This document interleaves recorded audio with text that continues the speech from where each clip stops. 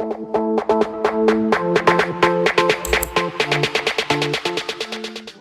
in my life as an American living in Nepal.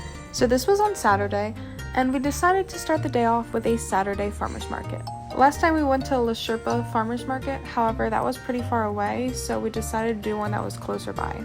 The closest one that we could find was at Upala, and Upala is a pretty popular restaurant that does a lot of farmers markets and events, so we were like, okay, let's try this one out. However, I don't know why we did this, but we took the longest way there. This should have been like a 5-minute walk, however it turned into probably a 15-minute walk, which I ended up not minding because we stumbled across some really cool things. When I first came to Nepal, walking on the streets was like a complete culture shock for me. The cars get so close to you, the bikes get so close to you. One guy almost ran me over today. It was like so close to my foot. There's tons of people selling stuff along the roads, and there are no sidewalks. Oh, and people drive on the opposite side of the road.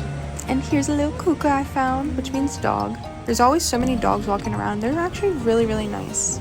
Another culture shock for me was the electrical lines. I don't know if you can see them that well, but they are so scary. I have a better view in my part 2. And I'm not even gonna lie, some of them just break and then they just hang there. So then you're just casually walking and then you walk into a electrical line. Oh, and yesterday one was just sitting in a puddle of water. So yeah, that always freaks me out. I don't think I'll ever get used to it. Oh, and the potholes are terrible here. And you'll see some funny things like this along the road. I'm not sure why they do this, but I think it's hilarious and I love it. He's rocking that shirt, isn't he? Okay, so I've never been on this road before, and at this point I was like, where are we going? But I'm glad we went here because we stumbled upon this really, really cool shop that was more aesthetic than most of the shops that I've been to here. Oh, another puppy. So like, see, this is how most of the shops look. A lot of the stuff you can see on the outside. So I'm surprised we even came across this one because all the stuff was inside. But look how cute this place is. And they even gave us some desserts because they said that today was their opening day. So it just felt meant to be. Isaac got me a scarf, which I'll show in part 2, and I got these hair clips. And yes, most of the stuff is fake. Actually, probably all of it is, at least the ones that are designer handbags. And this place is called Boho Babes. Please go follow them on Instagram. Okay, and we finally made it to the farmer's market. So I've been to Upala many times, but I've never gone through the back way. And I didn't realize how like huge this place was. And they have these farmers markets every single Saturday. I was really hoping that they would have more people selling stuff, but they didn't. So I was a little disappointed in that, I'm not gonna lie. Also, it was really wet back here. One of the first vendors had a bunch of homemade stuff, like homemade soaps, homemade ghee, honey. She even made like homemade kombucha. So right now we're in a hotel with a really small fridge, so we can't fit much in there. However, next week we're actually moving into an apartment. I'm so excited to finally have fridge space and cook and go grocery shopping because I love doing that. So I know I'm gonna come back here and get a bunch of her stuff. Now, if you've been following our adventure, you know that we do live on a $35 a day budget. So when we're at places like this, we don't just shop till we drop. Now, this thing was really cool. It was like a wooden speaker. So like something about how it was carved out made it into like a natural speaker. It was really cool. We also found a vendor that had some beautiful jewelry like that evil eye necklace. And then a bunch of rings. I absolutely love rings. And then we left. We didn't buy anything, but we just love going to farmers markets and walking around. Is that weird? Let me know, because I want to know. And then we went to Upala Bakery, so that's like another part of Upala. And they had a bunch of fresh breads and everything. And the reason we went here is to buy a cake because his friend is coming in and it is her birthday. So we're going to have her like a little birthday party.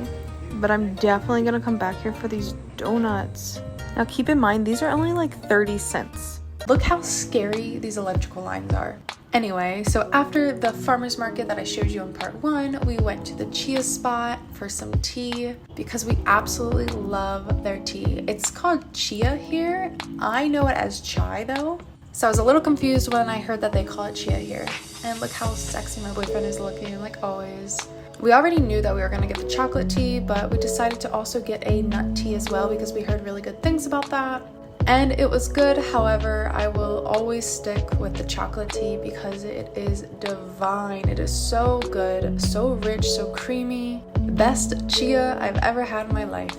And this place is so aesthetic. It gives off like a Moroccan vibe. And to our surprise, it was really hot today, so they turned on the fan for us, which had the curtains blowing everywhere. But I absolutely love this man so much. I mean, just look at him, just vibing. And this place had to be designed for just like Instagram pictures. I mean, every single nook and cranny of this place is designated for aesthetic pictures. So of course we had to film the entire place. Even Isaac was shook at how beautiful this place was. He's also been to Morocco and can confirm that it looks just like Morocco vibes. Oh, and I think the tea cost us about $1.50 each, so the prices are really, really good, especially for the chocolate tea. That's amazing. And then we went back to the hotel, and this is the scarf and the clips that I got that I showed you in part 1, and I absolutely love this scarf. Isaac got this for me, and I love it so much. And then we went to a hypnosis meditation that was held on a rooftop, and afterwards it turned into Kirtan, and I'm just gonna let you listen.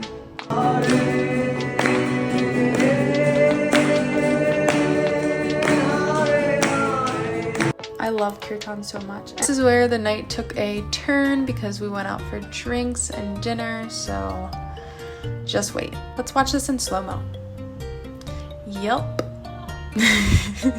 Okay, so we started the night off with one of our favorite restaurants, Aloha, and we only went here for drinks, but we literally come here like 3 times a week. We love this place so much. And look how big that mojito is, and I got like a strawberry martini.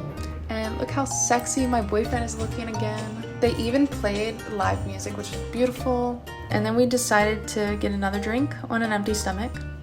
Bad idea. That pink one is the strongest Long Island I've ever had in my life. And then we decided to bar hop, that was dumb, and get a third drink on an empty stomach. That tall one is another Long Island iced tea. And we figured maybe it was a good idea to get a snack because we had 3 drinks on an empty stomach, so we got some pani puri shots. We've been here so many times and they never told us to stir it first and then take it, so this is how you're actually supposed to take it. Apparently you're supposed to stir it first and then dump it in and then take it. And these are one of our favorite snacks, and they're only like $1.20 for 6 of them. Okay, we finally made it to the restaurant after we are 3 drinks deep and filling ourselves completely.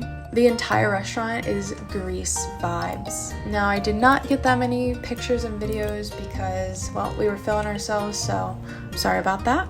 But here's what I did get. Look at Isaac walking up 2 steps at a time because he's like 8 feet tall. Anyway, I'm not gonna lie, this is now our new favorite restaurant. I've never had such good food in my entire life. And yes, we did get a 4th drink on a pretty much empty stomach. Then we finally got food 8 hours later. I don't eat meat, so we split it in 2, and I got pineapple and he got bacon on his side. And this was seriously the best pizza I've ever had in my life. I don't know what they put in it, but it was divine. And then we also got paneer butter masala. That was the best paneer butter masala I've ever had in my life. And of course, after 4 drinks, we got a hookah, because why not? Somehow we made it back to the hotel safely, and I hope you enjoyed a day in my life as an American living in Nepal.